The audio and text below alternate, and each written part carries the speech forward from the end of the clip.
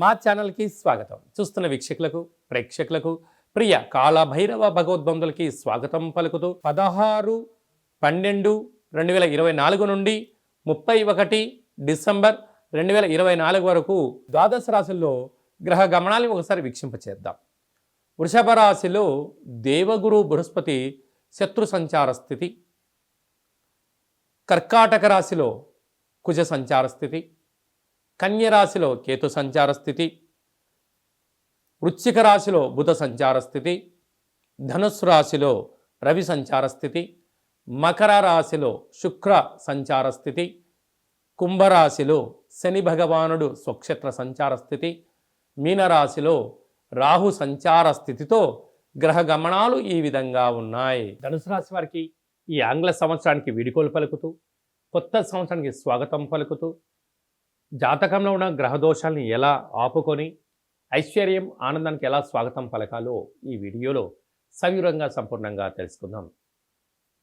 ధనుసు రాశిలో ఏ నక్షత్రాలు వస్తాయిగా మూలా నక్షత్రంలోని 4 పాదాలు, పూర్వాషాఢ నక్షత్రంలోని 4 పాదాలు, ఉత్తరాషాఢ నక్షత్రంలోని 1 పాదం కలిపితే ధనుసు రాశి. చాలామందికి పుట్టినటువంటి కాల సమయంలో డేటా బర్తులు లేనటువంటి కారణం వలన పేరు యొక్క మొదటి అక్షరాన్ని అనుసరిస్తూ రాశిని తెలుసుకునే ప్రయత్నం చేద్దాం. ఏ, యో, బా, బి, బు, ధా, బా, డా, బే అక్షరాల వారందరూ కూడా ధనుసు రాశి జాతకులు.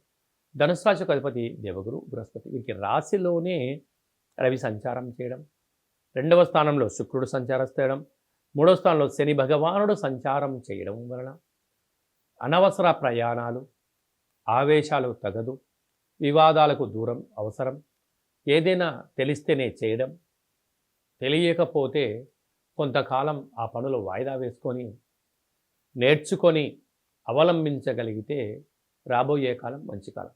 అర్ధాష్టమ రాహు మీ జాతకంలో ఈ సంవత్సరంలో చివరి ఆంగ్ల సంవత్సరంలో చివరి ఆదివారం సోమవతి అమావాస్య సందర్భంగా, అలాగనే మంగళవారం అమావాస్యతో కూడుకున్నట్టు అవ్వడం వలన ఆ రాహు పొంచి ఉండడం వలన నరాల బలహీనత, అనారోగ్యము, యంత్రాలతో, ఆయుధాలతో, పోలీస్ స్టేషన్లు, కోర్టు బెట్లతో మీకు పనిపడే పరిస్థితి ఉంది.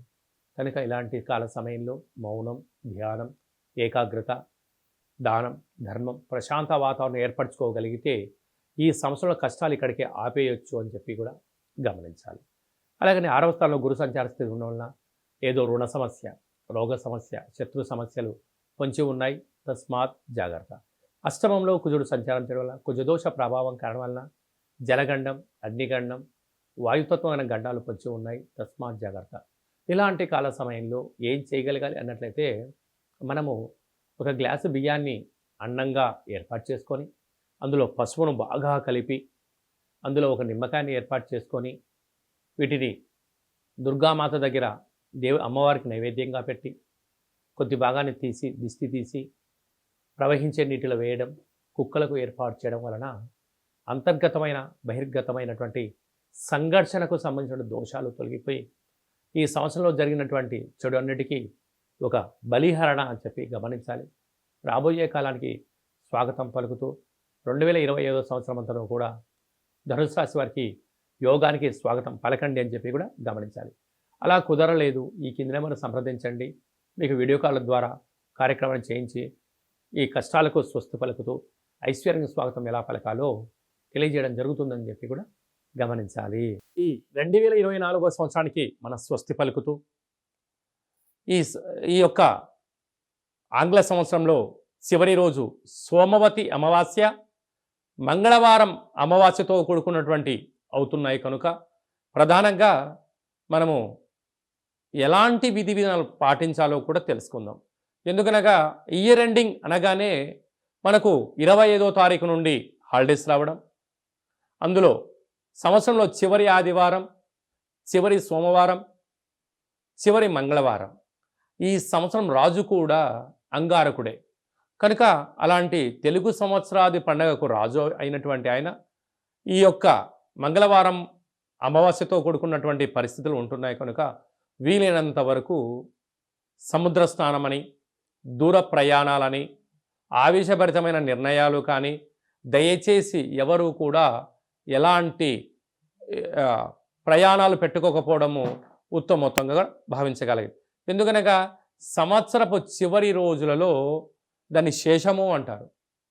కనుక అందులో అమావాస్యతో కూడుకున్నటువంటి సోమవారం అమావాస్య వస్తే దాన్ని సోమవతి అమావాస్య అని, మంగళవారం మిగులు ఛాయలు ఉన్నాయి కనుక అమావాస్యతో కూడుకున్న మంగళవారం అవ్వడం వలన ఆవేశభరితమైన నిర్ణయాలకు ఇది సరైన సమయం కాదులని, విందులని వినోదాలని పాల్గొంటున్నప్పుడు ఎన్నో జాగ్రత్తలు అవసరం.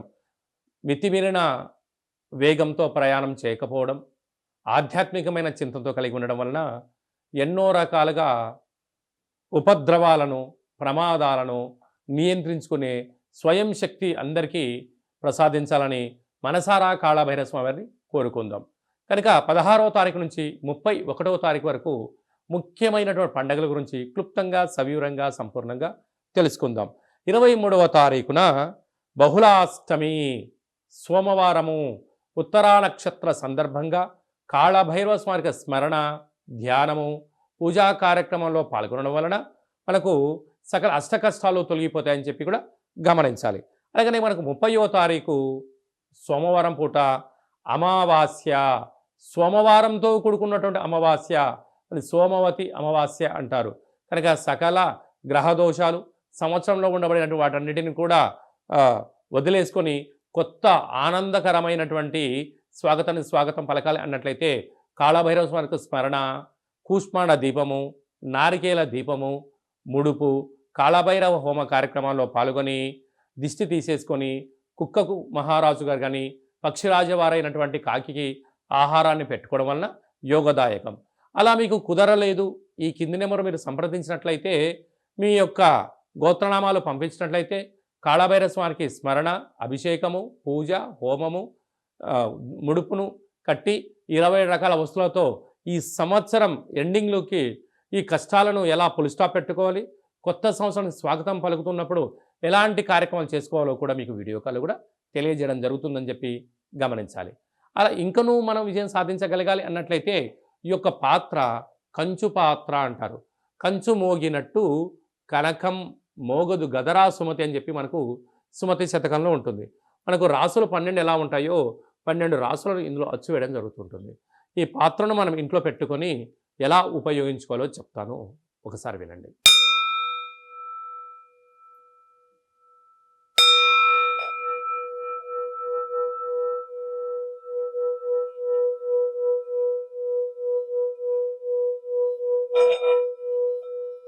ఈ యొక్క శబ్ద దొరకడం వలన మనిషి యొక్క శరీరంలో ఉండబడినటువంటి మూలాధార, స్వధిష్టాన, మణిపూర్వక, విశుద్ధ, అనహత, ఆగ్నేయ చక్రాలు వికసింపచేయడం, ఇంట్లో ఉండబడినటువంటి జ్యేష్ఠాదేవి ఈ శబ్దానికి తట్టుకోలేక బయటికి వెళ్ళిపోవడం, గ్రామంలో సంచరించేటువంటి మహాలక్ష్మీదేవి గళ్ళు గళ్ళుమంటూ ఇంటికి రావడం స్వాగతం పలుకుతుంది. అలాగా మనకు చాలామందికి నాకు నరదృష్టి ఉంటుందండి, ఏం చేసినా ఈ మధ్య కలిసి రావట్లేదండి, మా అబ్బాయి కానీ అమ్మాయి కానీ ఆహారం తీసుకుంటున్నారు కానీ ఒంటికి పట్టట్లేదండి, అనేక వ్యాధులతో ఇబ్బంది పడుతున్నాము అనుకుంటున్న వారందరికీ కూడా ఈ యొక్క పాత్ర అక్షయ పాత్ర ఆవశ్యకత ఉందని చెప్పి గమనించాలి. మన మనసులో ఏదైతే కోరిక ఉందో వాటిని కోరుకొని ఈ శబ్దం చేయడం వలన ఆ లక్ష్మీ కటాక్షం వలన శబ్ద తరంగాల వలన ఆ పని వశీకరణ కలిగి అద్భుతమైన విజయం మన సొంతమవుతుందని చెప్పి గమనించాలి. ఈ అక్షయ పాత్రతో పాటు ఓ కాళభైరవ స్వామి యొక్క పిరమిడు, డాలరు, కంకణము, అలాగనే మీకోసం ప్రత్యేకంగా కాళభైరవ హోమము, అలాగనే విశేషమైనటువంటి 20 రకాల వస్తువులతో దిష్టి తీయించడం కూడా జరుగుతుంటుంది. ప్రత్యేకంగా మీకు వీడియో కాల్లో పూజ చూపించి చేయడం జరుగుతుంది. మీ ఎక్కడి వారైతే అక్కడి అడ్రస్ను మీరు వాట్సాప్ పంపించగలిగినట్లయితే కొరియర్ చేసి కొరియర్ స్లిప్ కూడా వాట్సాప్ పెట్టడం జరుగుతుంది. కనుక మనమందరం కూడా కష్టాలకు స్వస్తి పలుకుదాం, 24వ సంవత్సరానికి వీడుకోలు పలుకుదాం, 2025కు స్వాగతం పలుకుతూ అందరి ఇంట్లో భైరవ స్వామి యొక్క ఆశీర్వాదం వలన ధనకనక వస్తు వాహనాలతో అద్భుతమైన విజయం కలగాలని కోరుకుంటూ ఆశీర్వచనం. అలాగనే మన వ్యక్తిగత జాతకం తెలుసుకోవాలనుకుంటున్నారా? మీ యొక్క పేరు, పుట్టినటువంటి తేదీ, నెల, సంవత్సరం, సమయం రాసి మీరు వాట్సాప్లో పంపించగలిగినట్లయితే 100 సంవత్సరాల జాతకాన్ని సవివరంగా సంపూర్ణంగా రాసి పంపించి ఆ తర్వాత మీరు పుట్టినప్పుడు గ్రహ గమనాలు ఎలా ఉన్నాయి, ప్రస్తుతం ఎలా ఉంటున్నాయి, రాబోయే కాలంలో ఎలా ఉండబోతున్నాయో మీకు తెలియజేయడం జరుగుతుందని చెప్పి కూడా గమనించాలి. అలాగనే చాలామందికి పుట్టినటువంటి కాల సమయంలో డేటా ఆఫ్ బర్త్‌లు లేనటువంటి కారణం వలన మీ పేరు యొక్క మొదటి అక్షరాన్ని అనుసరిస్తూ ఆ రాశిని తెలియజేసే ప్రయత్నం చేస్తూ భూత, భవిష్యత్, వర్తమానాన్ని గవళ ద్వారా అనగా రమణ శాస్త్ర ద్వారా కాళభైరవ ఉపాసన చేత మీకు జాతక వివరాలను తెలియచేస్తూ ఎలాంటి పరిస్థితులలో ఎలాంటి పనులు చేసుకోవాలి, ఎలాంటి పనులలో మనం మౌనం వహించాలి, ఎప్పుడు కార్యక్రమాన్ని చేసుకోవచ్చు, ఎప్పుడు చేసుకోకూడదో ఆధ్యాత్మికమైన సలహాలు సూచనలు మీకు తెలియజేయడం జరుగుతుంది. కనుక డేటా ఆఫ్ బర్త్ లేనటువంటి వారందరికీ కూడా గవ్వల ద్వారా జ్యోతిష్యం చెప్పబడుతుంది. కనుక ఆసక్తి గలవారు ఈ కింది నెంబర్ను సంప్రదించి ఆన్లైన్ ద్వారా కానీ, ఆఫ్లైన్ ద్వారా కానీ, ఫోన్ కాల్ ద్వారా కానీ మీకు జాతకాన్ని తెలుసుకొని మానవ ప్రయత్నం చేయండి. జాతకం అనగా జీవితంలో జరగబోయేటువంటి, ప్రకృతిలో జరగబోయేటువంటివి, మానవాళికి జరగబోయేటువంటి విషయాలను అమావాస్య రోజు ఏం చేయొచ్చు, ఏం చేయకూడదు, పూర్ణిమ రోజు ఏం చెయ్యాలి, ఏం చేయకూడదో తెలియజేసేదే జాతకం. కనుక అలాంటి కాల సమయంలో జాతకాన్ని తెలుసుకుందాం. గ్రహ సంచార స్థితిలో ఉండబడిన యోగాన్ని తెలుసుకుందాం. అదృష్టానికి స్వాగతం పలుకుతూ అందరూ నిండు నూరేళ్ళ ఆయురారోగ్యాలు ఉండాలని కోరుకుందాం. అలాగనే మీ అమ్మాయి కానీ వివాహ ప్రయత్నం చేస్తున్నారా? ఎందుకు వివాహం అవ్వడం లేదు? జాతకంలో ఎలాంటి దోషాలున్నాయి, జాతకంలో ఎలాంటి యోగాలున్నాయి, ఏ అమ్మాయితో కానీ ఏ అబ్బాయితో కానీ వివాహం చేస్తే వారి యోగం అవుతుందో కూడా తెలియజేయడం జరుగుతుంది. అలాగనే వివాహమైన భార్యాభర్తలు తరచుగా గొడవ పడుతున్నారా? ఎందుకు గొడవ పడుతున్నారు?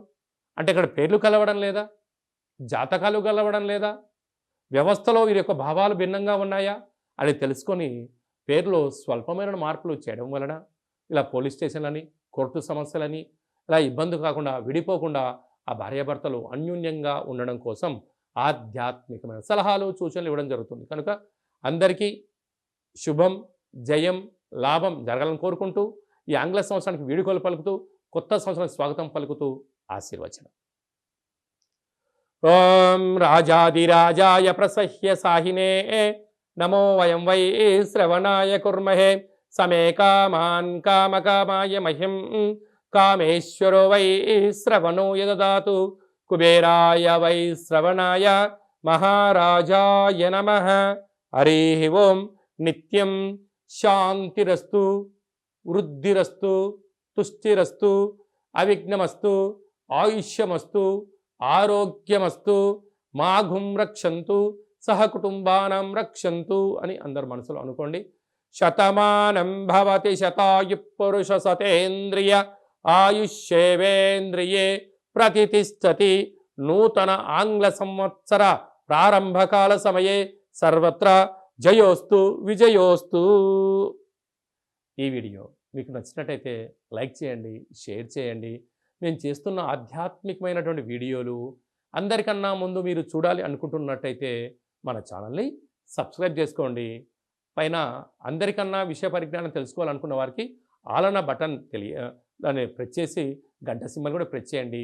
మీరు ఎవరి క్షేమాన్ని అయితే కోరుకుంటున్నారో, అంటే మీ క్షేమాన్ని ఎవరైతే కోరుకుంటున్నారో ఈ ఆధ్యాత్మికమైన సలహాని సూచనను అందజేసి హిందూ ధర్మాన్ని కాపాడండి.